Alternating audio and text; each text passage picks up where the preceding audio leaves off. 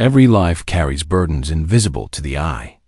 Rosa Martinez carried hers with quiet strength until the weight became too much to bear alone. Rosa Martinez had lived in the same small apartment for 12 years. It wasn't much, a one-bedroom on the second floor of a complex that had seen better days, but it was home. The walls were thin, the carpet was stained, and the air conditioner only worked when it felt like it. But Rosa had made it warm. There were curtains she'd sewn herself, plants on the windowsill, and photographs everywhere, memories of a life built from almost nothing. Every morning, Rosa woke at 4:30 a.m. The alarm clock's shrill beep cut through the darkness, and she would rise without complaint, her body aching from the previous day's work.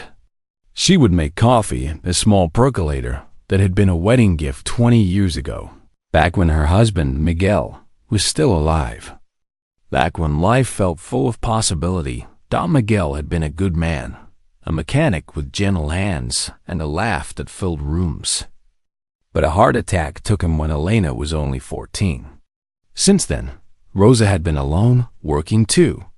Sometimes 3 jobs to keep the lights on and food on the table. By 5:30 a.m. she was already at the Riverside Inn, pushing a cleaning cart down silent hallways, changing sheets, scrubbing toilets, and wiping mirrors. The guests never saw her.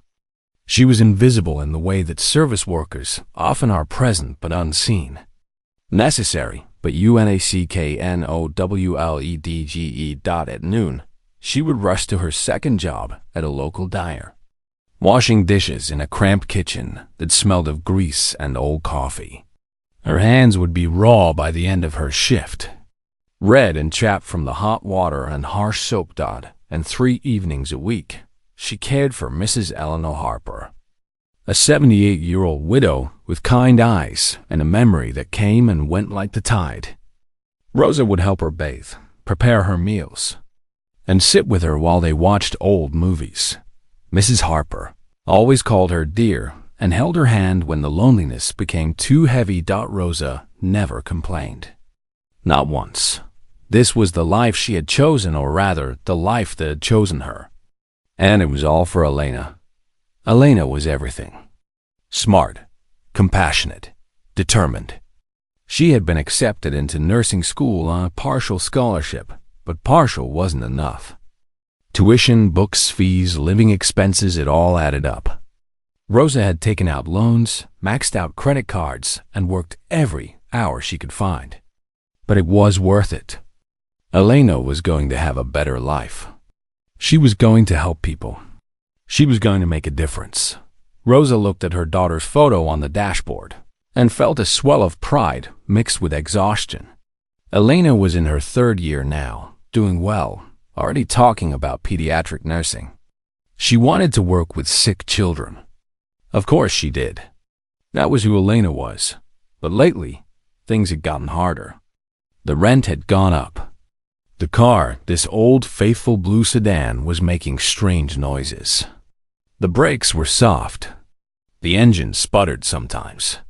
Rosa knew she should take it to a mechanic, but there was no money for that. There was barely enough money for gas. Still, she kept going. One day at a time. One shift at a time. The Tuesday had started like any other. Rosa finished her morning shift at the inn, grabbed the daisies from the corner store, and headed toward Mrs. Harper's house on the other side of town. The heat was oppressive, and the air conditioning in the car barely worked. She had the windows down, her hair pulled back in a simple bun, her mind already running through the evening's tasks. She didn't notice when the car drifted slightly. She was thinking about Mrs. Harper's medication schedule, thinking about the grocery list, thinking about the electric bill that was due. Friday. She didn't see the patrol car behind her until the lights flashed. Her stomach dropped. Her hands tightened on the wheel. She signaled carefully and pulled over, her mind racing. What did I do? Was I speeding? I wasn't speeding, was I? As she waited for the officer to approach, Rosa felt a familiar fear creep into her chest, a fear she'd carried her whole life. The fear of being powerless. of being one mistake away from everything falling apart. She took a deep breath and tried to steady herself. It's going to be okay. Just be respectful. Just stay calm.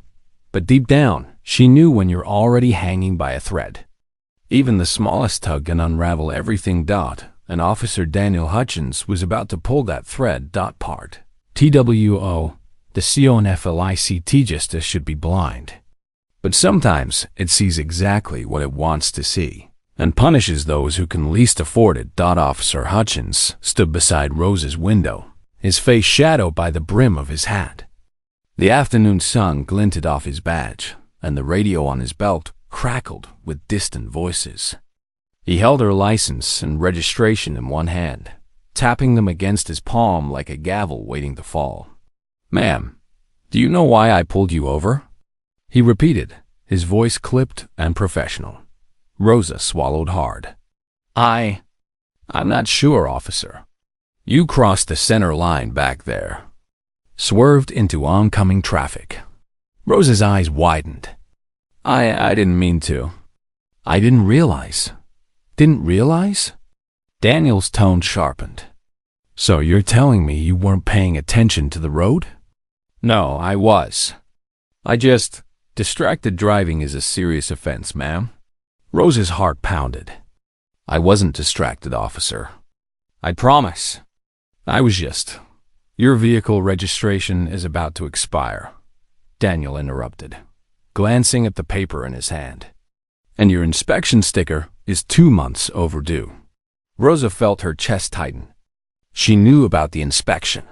She'd been meaning to get it done, but the inspection station cost $80, and she'd had to choose between that and Alana's textbooks. The textbooks won. They always did. I'm sorry, Rosa said quietly. I've been meaning to isn't good enough. Daniel cut her off. His jaw was set, his eyes hidden behind mirrored sunglasses. The law doesn't care about intentions. He pulled out his citation book and began writing. The pen moved quickly, decisively. Rosa watched, her hands folded in her lap, her breathing shallow. Officer, please, she said softly. I work 3 jobs. I'm trying to keep up with everything, but everyone has problems, ma'am, Daniel said without looking up. That doesn't give you the right to drive dangerously. I wasn't driving dangerously, Rosa protested, her voice still gentle despite the panic rising in her throat. I drifted a little maybe, but I corrected it right away. I would never. You crossed into the oncoming lane, Daniel repeated firmly. That's reckless driving. Rosa felt tears prick at the corners of her eyes. Please, I can't afford. Reckless driving. Expired inspection. Failure to maintain lane. Daniel tore the citation from his book and handed it to her. That's a total of $5,700. The world seemed to tilt. Rosa stared at the paper in her hand, the numbers blurring through her tears. $5,700. It might as well have been $5 million. That can't be right, she whispered. It's right, Daniel said coldly. You can contest it in court if you want, but the fines are set by the state. I don't make the rules. Rosa's hands trembled. I can't pay this. I don't have this kind of money. Then you shouldn't have broken the law. The words hit her like a slap. Rosa looked up at him, her eyes glistening, and for a moment, she saw no compassion there. No understanding. Just cold, hard authority. Officer, please, she said, her voice breaking. I have a daughter in nursing school. I'm trying to help her. I work 70 hours a week. I can barely make rent. If I have to pay this, I don't know what I'll do. Daniel's expression didn't change. You should have thought about that before you got behind the wheel of an unsafe vehicle. My car isn't unsafe, Rosa said, a flash of quiet defiance in her voice. It's old, but it runs. I take care of it the best I can. Then you should have taken care of the inspection. Rosa closed her eyes, trying to hold back the tears. I was going to.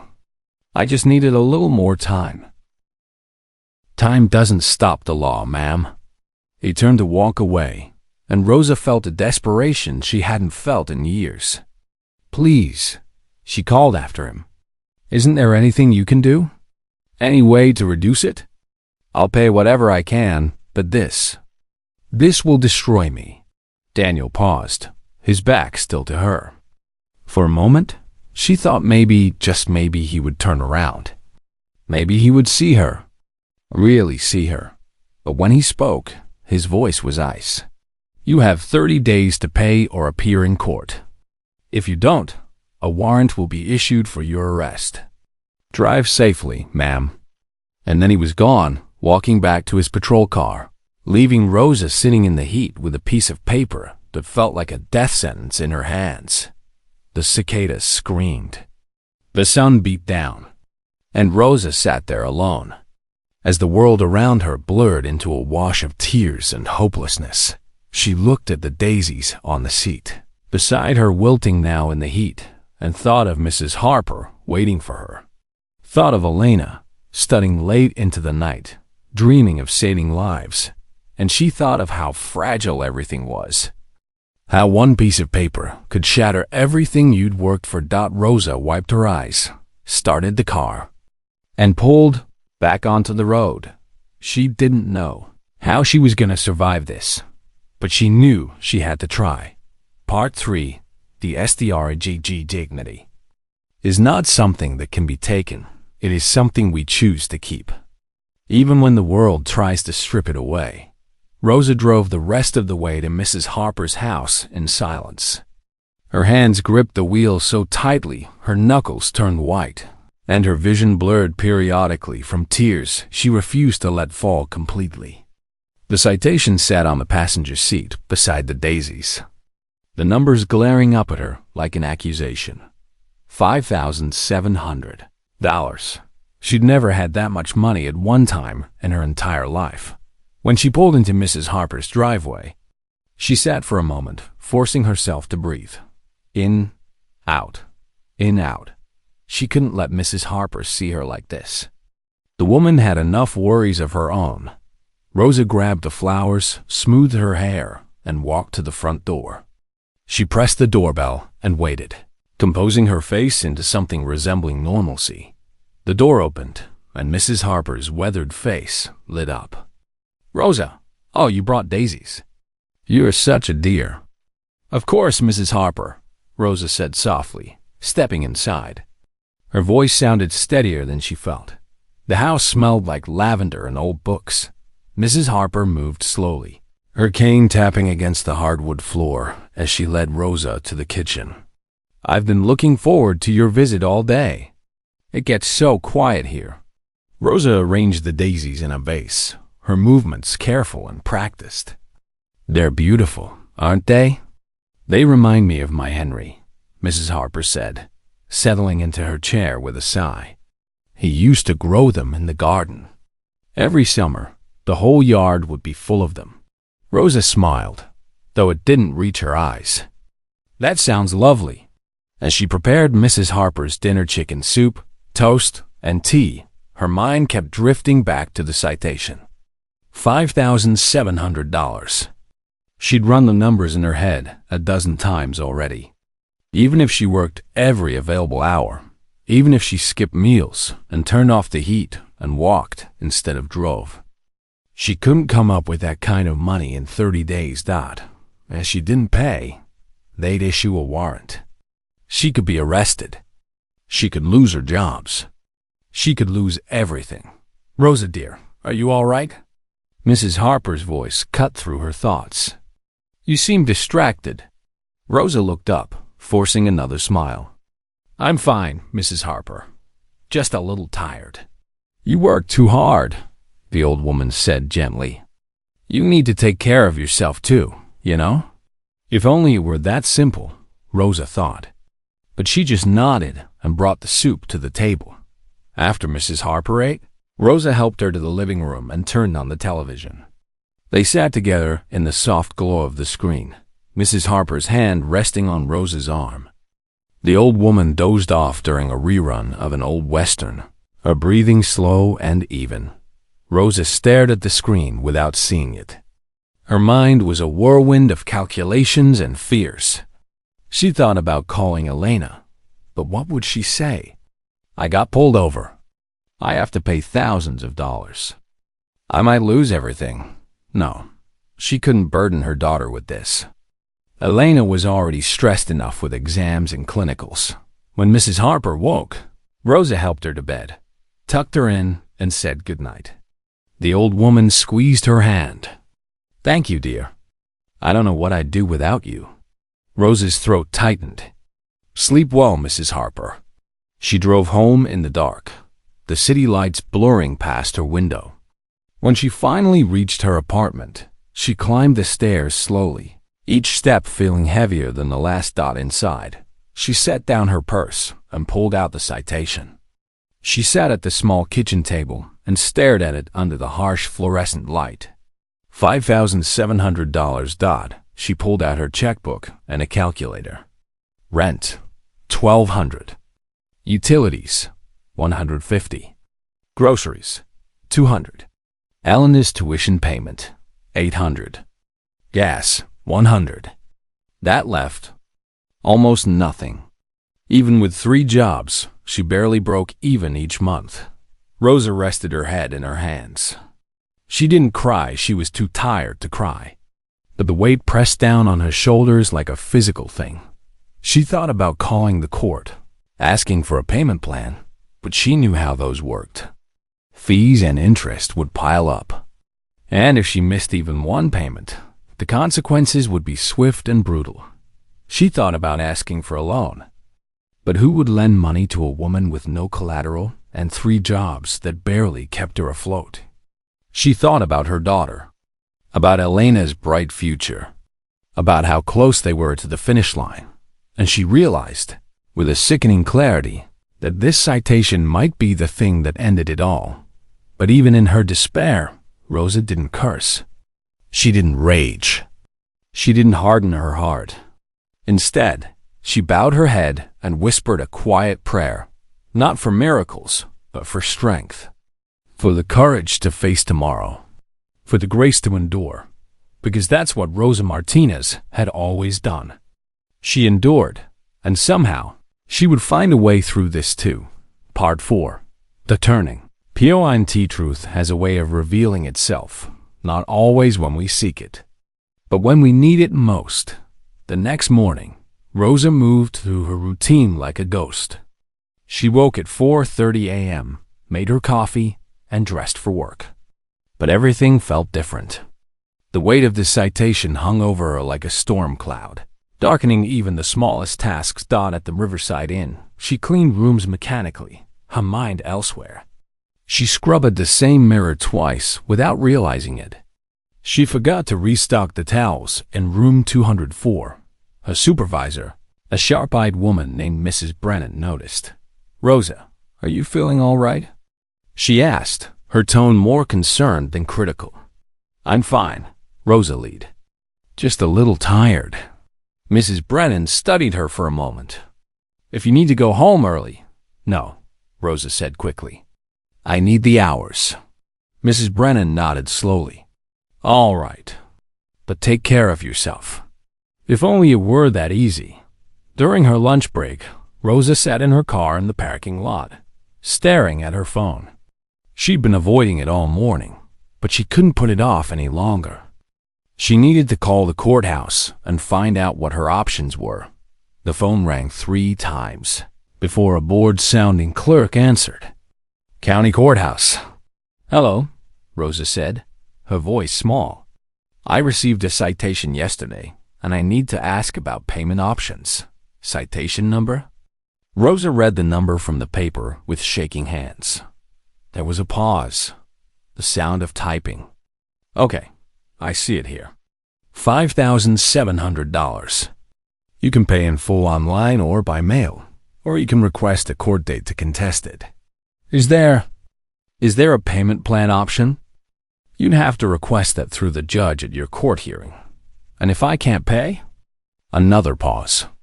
Then a warrant will be issued after the 30-day period, and your license will be suspended. Rosa closed her eyes. Thank you, she whispered and hung up.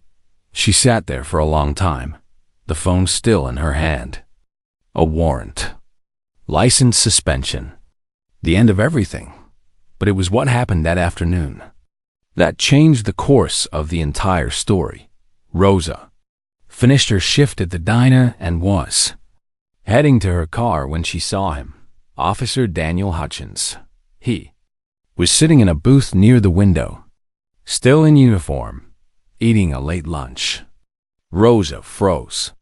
Her first instinct was to turn around and leave through the back entrance. She didn't want to see him, didn't want to feel that helplessness again. But something stopped her. Maybe it was exhaustion. Maybe it was desperation. Maybe it was the small, stubborn ember of dignity that still burned in her chest. She walked over to his booth. Daniel looked up, a forkful of mashed potatoes halfway to his mouth. He didn't recognize her at first. She was just another face, another person in the background of his day.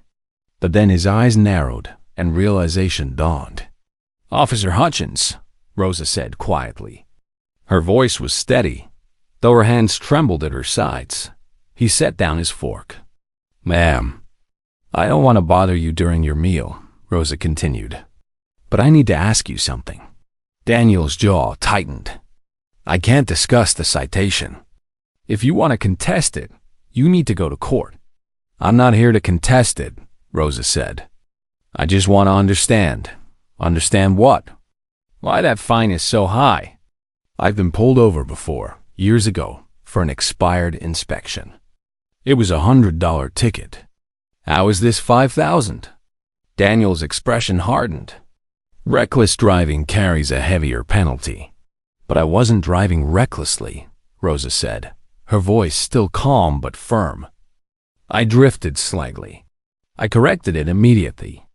There were no other cars around. No one was in danger. That's not for me to decide. But you wrote the ticket. Silence. Daniel looked away, his jaw working. The law is the law. Rosa took a breath. Officer, I'm not a criminal. I'm a mother. I work 3 jobs to help my daughter get through nursing school. That fine will destroy my life. It will take everything I have and more. I'm asking you, as one human being to another, to please reconsider. To please show mercy. For a moment, something flickered in Daniel's eyes. Something that might have been doubt or guilt, or the faintest hint of compassion. But then it was gone. I'm sorry, he said, though his tone suggested he wasn't. I can't help you. Rosa nodded slowly. She didn't argue, didn't plead. She simply looked at him, really looked at him, and said, I hope you never have to feel what I'm feeling right now. Then she turned and walked away. Daniel watched her go, his meal forgotten.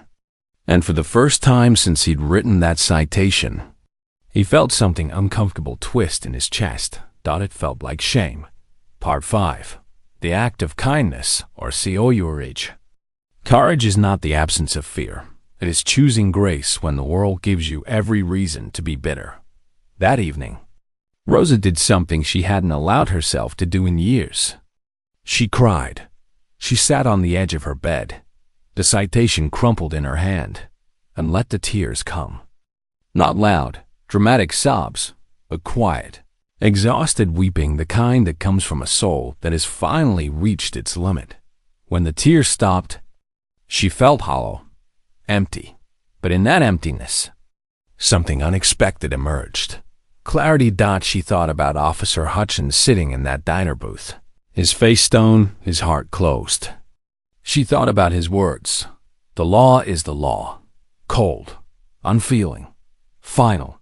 As she thought about Mrs. Harper's wrinkled hand on her arm, about Elena's bright smile in the photograph on the dashboard, about Miguel's laugh all those years ago, filling their tiny apartment with warmth. She thought about who she was and who she refused to become. Rosa stood up, washed her face, and made a decision. The next day, she did something that no one expected, least of all herself. She went to the police station. The building was intimidating gray concrete and glass, with an American flag snapping in the wind out front. Rosa walked through the doors with her head held high, though her heart pounded in her chest. At the front desk, a young officer looked up. "Can I help you?" "I'd like to speak with Officer Daniel Hutchins, please," Rosa said calmly. The officer raised an eyebrow. "Is this regarding a citation?" "No," Rosa said. "It's personal." After a brief phone call, the officer directed her to a small waiting area. Rosa sat in a hard plastic chair, her hands folded in her lap, and waited. 20 minutes later, Daniel appeared in the doorway.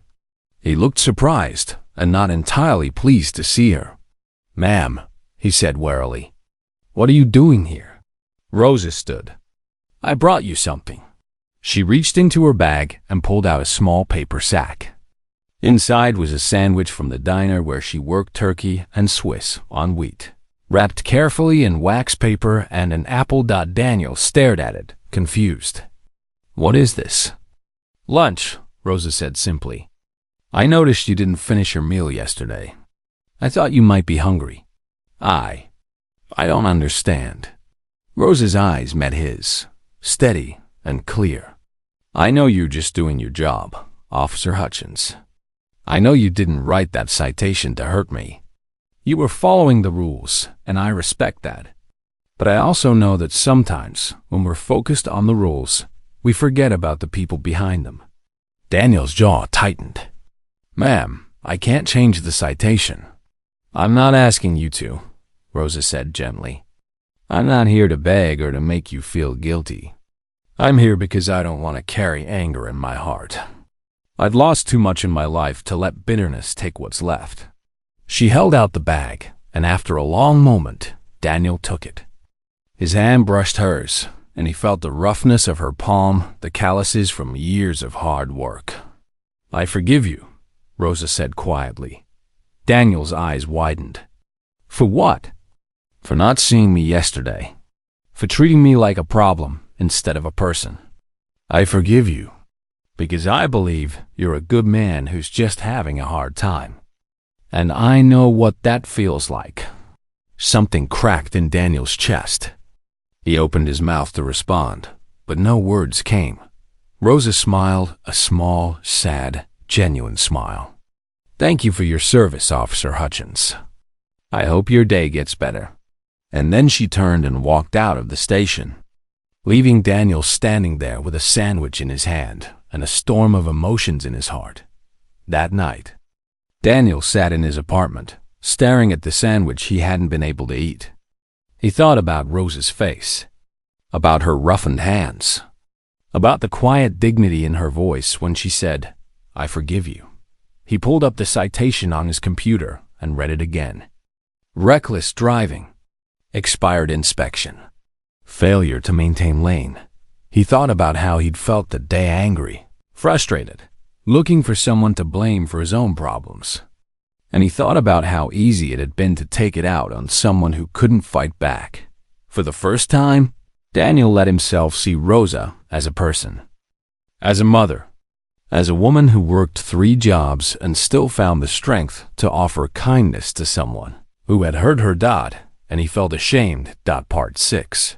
The realization empathy is a mirror, and sometimes we don't like what we see reflected back at us. Daniel Hutchins couldn't sleep that night.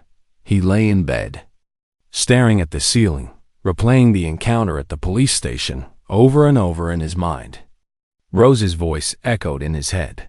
"I forgive you." No one had ever said that to him before. Not like that. Not when he didn't deserve it. He thought about his own life, the divorce, the child support he could barely afford, the constant pressure from his captain to meet quotas. He thought about how bitter he'd become, how the job that once meant something to him had turned into a source of resentment and frustration. And he thought about Rosa. He grabbed his phone from the nightstand and pulled up her information from the citation. Rosa Martinez, 53 years old. That old blue sedan registered in her name. The address was in the cheaper part of town, the kind of neighborhood where people worked hard just to stay afloat. Daniel opened his laptop and, feeling like he was crossing a line, did something he rarely did. He looked deeper into her background. No criminal record. Not even a parking ticket in the last 10 years. She'd been pulled over once, as she'd said, for an expired inspection, but the ticket had been paid promptly. She was telling the truth. She was exactly who she said she was. Daniel closed the laptop and rubbed his face. What have I done? The next morning, he drove past the Riverside Inn on his way to the station. He didn't know why, maybe just curiosity, maybe guilt, but he pulled into the parking lot and sat there for a moment. Then he saw her. Rosa was pushing a cleaning cart across the parking lot toward one of the rooms. Her shoulders bent under the weight. Even from a distance, he could see the exhaustion in her posture. She moved slowly, carefully, like someone carrying an invisible burden far heavier than the cart. Daniel watched as she entered a room, and through the open door, he caught glimpses of her work. She stripped the beds with practiced efficiency. She scrubbed the bathroom until it gleamed. She folded the towels with care, as if it mattered, even though no one would notice. She worked like someone who took pride in what they did, even when the work was thankless. Daniel felt something twist in his gut. He drove away, but he couldn't shake the image of Rosa, small, tired, but somehow still graceful in her movements. That afternoon, he found himself at the diner where she worked her second job. He sat in the same booth as before and watched through the kitchen window as she washed dishes. Her hands moved constantly, scrubbing and rinsing and stacking. Steam rose around her face and sweat dampened her hair. She never stopped. Daniel ordered coffee but didn't drink it. He just sat there, watching, until his shift started and he had to leave. But the knot in his chest only grew tighter.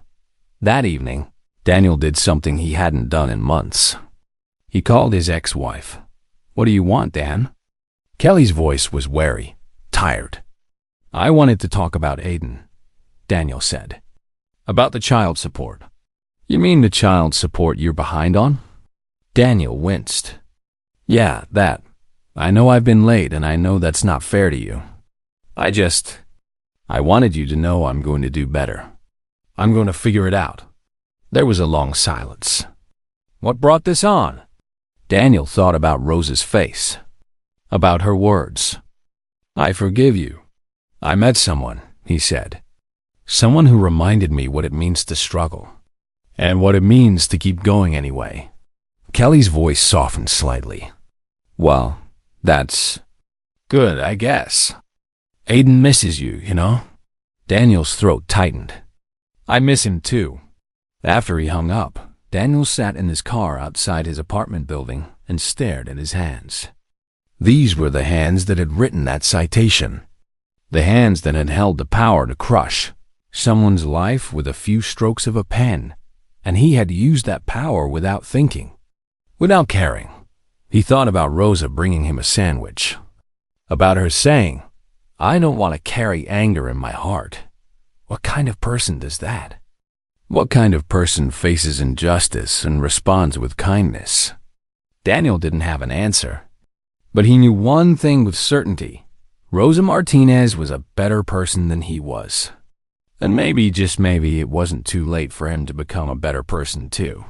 The next morning, Daniel walked into the police station with a purpose. He found his captain in his office, reviewing paperwork.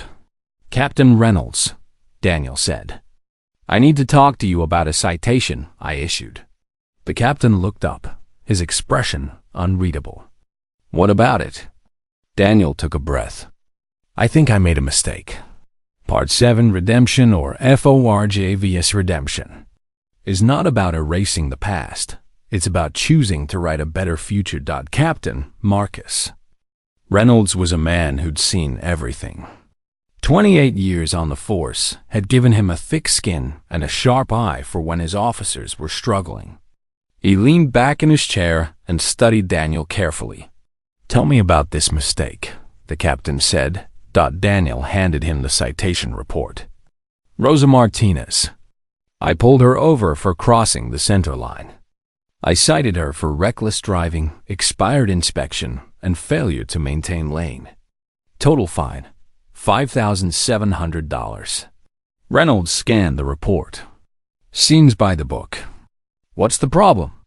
Daniel shifted his weight. "The problem is that it wasn't reckless. She drifted slightly, corrected immediately, no other traffic around. I was angry that day. About other things. And I took it out on her." The captain's eyebrows rose. "That's a serious admission, Hutchins." "I know, sir." Daniel met his eyes. "But it's the truth. I've been watching her since then. She works 3 jobs just to keep her head above water. That fine will destroy her life. And she doesn't deserve that." "Everyone who breaks the law has a story," Reynolds said carefully. "We can't start making exceptions based on circumstances." "I'm not asking for an exception," Daniel said. "I'm asking you to look at what I actually witnessed. A momentary lane drift, immediately corrected. No danger to anyone. The expired inspection is legitimate, but reckless driving? That's on me. I escalated it because I was having a bad day." Reynolds was quiet for a long moment. Then he said, "What changed? Why are you coming to me now?" Daniel thought about the sandwich, about Rosa's words, about her dignity in the face of his coldness. "She came to the station," he said quietly. "The woman I cited. She brought me lunch, and she told me she forgave me." Reynolds blinked. "She what?" "She said she didn't want to carry anger in her heart. She said she believed I was a good man having a hard time." Daniel's voice cracked slightly. "And the thing is, Captain, she was right. I have been having a hard time. But that's no excuse for what I did. She showed me more grace than I deserved. And I can't let this stand." The captain studied him for a long moment, then sighed. "You know, if I do this, there will be questions. An internal review. I know. And it might not look good for you, I understand." Reynolds tapped his fingers on the desk, then made a decision. "All right. I'll review the citation. If I determine it was excessive, I'll have it reduced. But, Hutchins?" "Yes, sir?" "You need to talk to someone about whatever you've been going through. This job eats people alive if you let it. Don't let it eat you." Daniel nodded, relief and shame flooding through him in equal measure. "Thank you, Captain. Don't thank me yet. Go talk to the woman. Tell her yourself." Daniel found Rosa's address and drove there that evening. His heart pounded as he climbed the stairs to her apartment. He stood outside her door for a full minute before he finally knocked. Rosa opened the door, still wearing her work uniform. When she saw who it was, surprise flickered across her face, followed by something that looked like concern. "Officer Hutchins," she said softly. "Is something wrong?" "No," Daniel said quickly. "Nothing's wrong. I need to talk to you. Can I come in?" Rosa hesitated, then stepped aside. The apartment was small but immaculate. Everything had its place. There were photographs everywhere. A man who must have been her husband, a young woman in a graduation gown. Family gatherings filled with smiling faces. This was a home filled with love. "Please, sit," Rosa said, gesturing to the small couch. Daniel sat, suddenly feeling too large for the space. Rosa perched on the edge of a chair across from him, her hands folded in her lap, waiting. "I spoke with my captain today," Daniel began. "About your citation." Rosa's eyes widened, but she said nothing. "I told him that I made a mistake, that I was having a bad day, and I took it out on you, that the fine was excessive and unjust." Daniel looked down at his hands. I don't know if it will be dismissed entirely, but he's going to review it. At the very least, it will be reduced significantly. Rose's hand went to her mouth. Are you serious? I'm serious, Daniel said. And I'm sorry. I'm so sorry. You were right. I didn't see you as a person. I saw you as just another citation, another number to hit my quota. But you are a person. You're a mother. You're someone who works harder than anyone I know. And you didn't deserve what I did to you. Tears welled in Rose's eyes. I don't know what to say. You don't have to say anything, Daniel said. You already said everything that needed to be said when you brought me that sandwich. You showed me what it means to have dignity, what it means to forgive. He paused, his own eyes damp. You made me want to be a better man. Rosa wiped her tears and smiled, a real, genuine smile. Thank you, Officer Hutchins. Thank you for hearing me, for seeing me. Daniel stood, and Rosa stood with him. On impulse, he held out his hand. Rosa took it, and they shook not as officer and citizen, but as two people who had learned something important from each other. Take care of yourself, Mrs. Martinez, Daniel said. And your daughter. She's lucky to have you. And whoever you're trying to be better for, Rosa said gently. They're lucky to have you trying. As Daniel walked back to his car, he felt lighter than he had in months. The knot in his chest had loosened. And when he drove past the highway where he'd pulled Rosa over days before, he didn't feel anger anymore. He felt hope. Part 8. Moral in the end. We are measured not by the power we wield, but by the mercy we show. And sometimes, the smallest act of grace can change everything. 3 weeks later, Rosa received an envelope in the mail from the county courthouse. Her hands trembled as she opened it, half expecting another blow, another impossible demand. Instead, she found a revised citation. The reckless driving charge had been dismissed. The failure to maintain lane had been dismissed. Only the expired inspection remained, reduced to a $90 fine with a note explaining that if she got the inspection within 30 days, the fine would be waived entirely. Rosa sat at her kitchen table and wept. But this time, the tears were different. They were tears of relief, of gratitude, of a burden lifted. The next day, she used a portion of her paycheck money she'd been saving for the impossible $5,000 fine to get her car inspected. The mechanic, an older man with kind eyes, found a few minor issues but fixed them for a discount when Rosa explained what had happened. Sometimes people surprise you, he said, wiping his hands on a rag. It's good to know there are still decent folks out there. Rosa nodded. There are. More than we think. That afternoon, she stopped by Mrs. Harper's house. The old woman was sitting in her garden, such as it was a few potted plants on the patio, daisies starting to bloom in the warm sun. Rosa! Mrs. Harper called out. Come sit with me, dear. Rosa settled into the chair beside her, and for a moment, they just sat in comfortable silence. You seem lighter today, Mrs. Harper observed. Did something good happen? Rosa smiled. Something did. Something unexpected. Tell me. And Rosa did. She told the whole story, the traffic stop, the unbearable fine, the fear and desperation, the sandwich, and the officer's return. She told it like a story, like something that had happened to someone else, even though her hands still trembled slightly when she spoke about how close she'd come to losing everything. When she finished, Mrs. Harper reached over and took her hand. You did something remarkable, Rosa. You chose kindness when the world gave you every reason to be bitter. That takes strength most people don't have. I just did what felt right, Rosa said. That's what makes it remarkable, Mrs. Harper replied. Most people don't know what right feels like anymore. But you do. And you helped that officer remember too. Officer Daniel Hutchins continued his work, but something fundamental had shifted.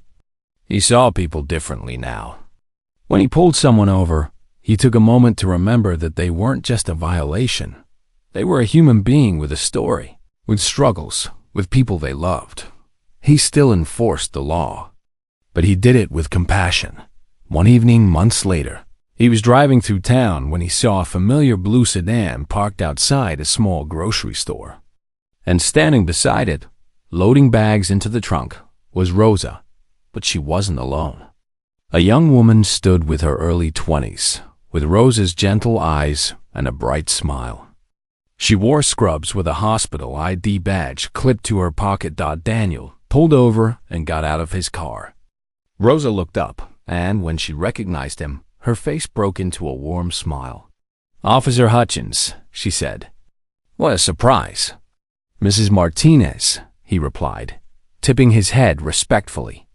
Then he looked at the young woman. "And you must be Elena." Rosa beamed with pride. "This is my daughter, yes.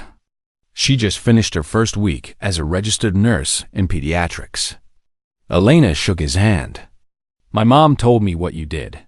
Thank you for giving her a second chance." "She gave me one first," Daniel said quietly. They talked for a few more minutes, small talk about the weather, about Elena's new job, about life moving forward. When they said goodbye, Daniel watched them drive away. The old blue sedan somehow looking a little less worn, a little more hopeful. That night, sitting in his apartment, Daniel opened a journal he'd started keeping. On a fresh page, he wrote, "Today I learned that justice without mercy is just cruelty wearing a badge. I learned that sometimes the people we think are powerless are actually the strongest of all. And I learned that it's never too late to choose kindness over anger, forgiveness over bitterness, humanity over pride. Rosa Martinez taught me that. She taught me without preaching, without demanding, without making me feel small.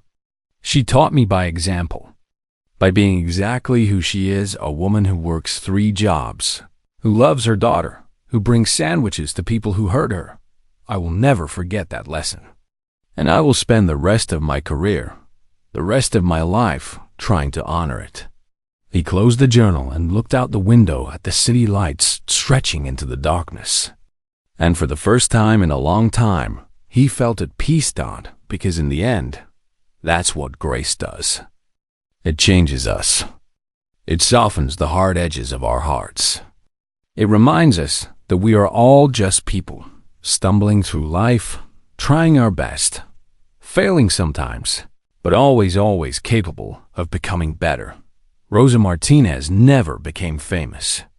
Her story never made the news. But in that small town, in the heart of one officer and in the lives of everyone she touched, she left a mark that would never fade. She taught them that kindness is not weakness, that forgiveness is not surrender, that dignity cannot be taken, only given away, and that sometimes the smallest act of grace can change everything. And so, in the quiet spaces between what is and what could be, in the moments when we choose mercy over judgment and love over fear, we find the truest form of justice, the kind that heals rather than hurts, that lifts rather than breaks, that reminds us all, we are more than our worst moments. We are more than our mistakes. And we are always capable of grace.